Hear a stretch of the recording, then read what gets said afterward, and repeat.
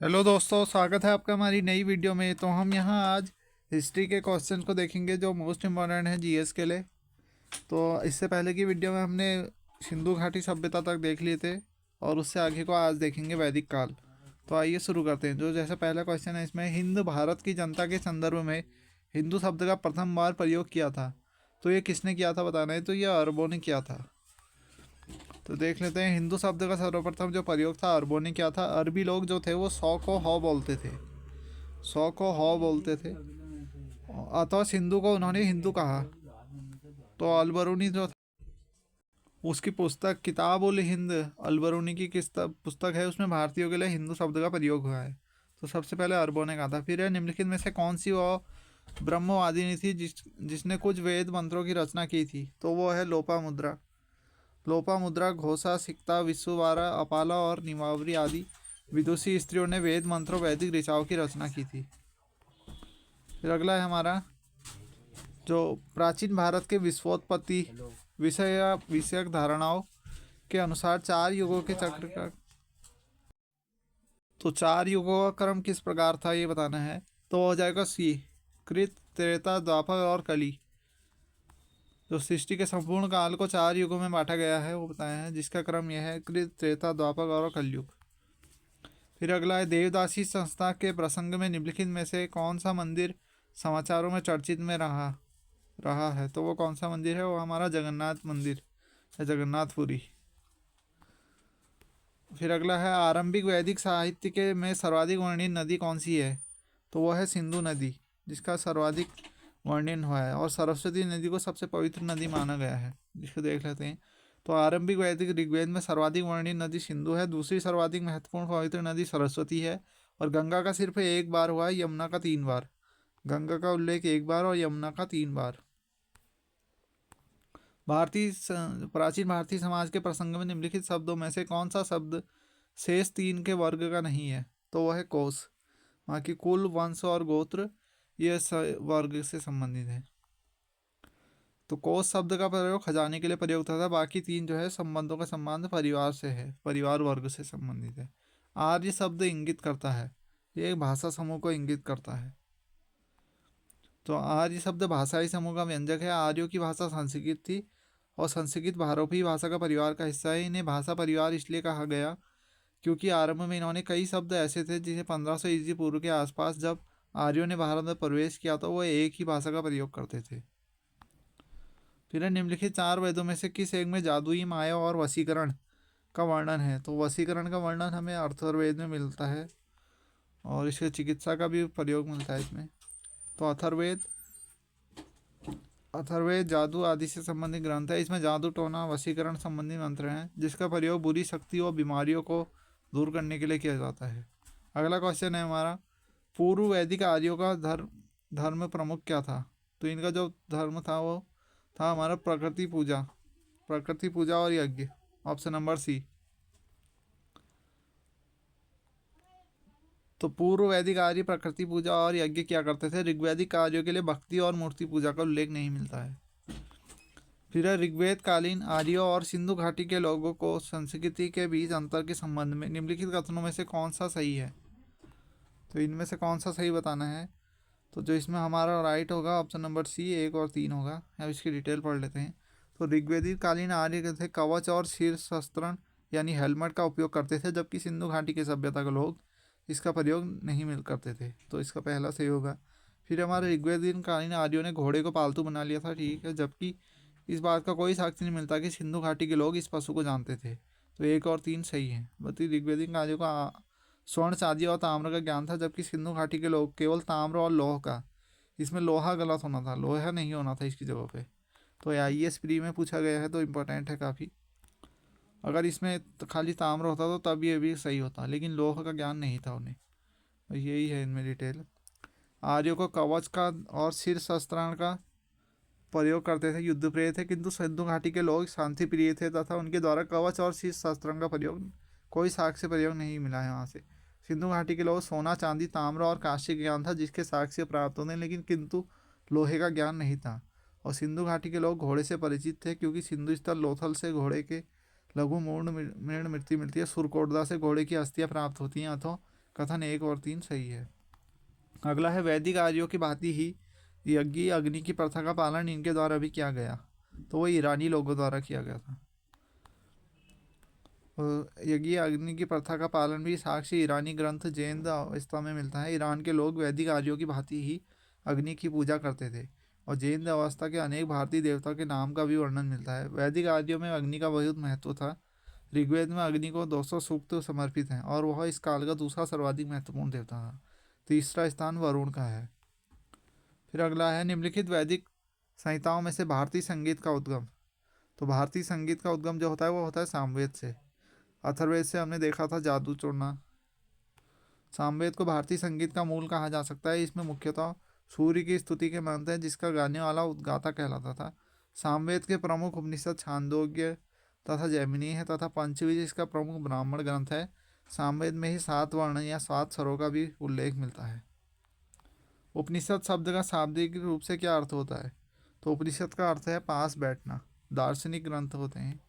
उपनिषद का अर्थ होता है शिष्य द्वारा ज्ञान प्राप्ति हेतु गुरु के समीप बैठना। उपनिषद दर्शन पर आधारित पुस्तकें हैं। भारतीय दर्शन का प्रमुख मुख्य आधार तथा वैदिक साहित्य का अंतिम वर्ग उपनिषद है। इन्हें वेदांत भी कहा जाता है।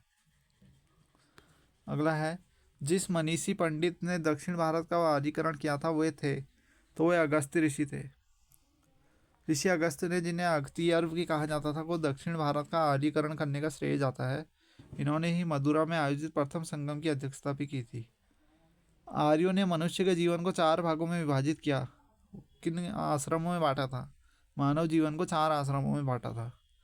कौन कौन से थे? ब्रह्मचारी, गृहस्थ, वानप्रस्थ और संन्यास, 25-25 के अंतराल में। फिर निम्नलिखित में से किस विदुषी ने वाद विवाद में अजय याज्ञवल्क्य को चुनौती दी थी? याज्ञवल्क्य को चुनौती दी थी तो वह है अपाला विदुषी ने। तो याज्ञवल्क्य गार्गी संवाद बृहदारण्यक उपनिषद में उल्लेखित है कि इस संवाद में यह सत्यापित होता है कि याज्ञवल्क्य को गार्गी द्वारा चुनौती दी गई थी। तो इसका गार्गी होगा ऑप्शन नंबर डी।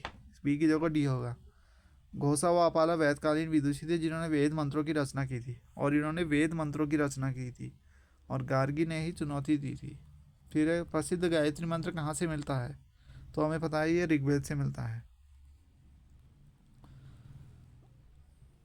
ऋग्वेद के 3रे मंडल में मिलता है और इसकी रचना विश्वामित्र ने की थी। फिर महाभाष्य लिखा है तो ये पतंजलि ने लिखा है। पतंजलि शुंग वंश के शासक पुष्यमित्र शुंग से संबंधित था और पतंजलि ने पाणिनि के संस्कृत व्याकरण पर टीका लिखा था जिसे महाभाष्य कहा जाता है। तो महाभाष्य पतंजलि ने लिखा है।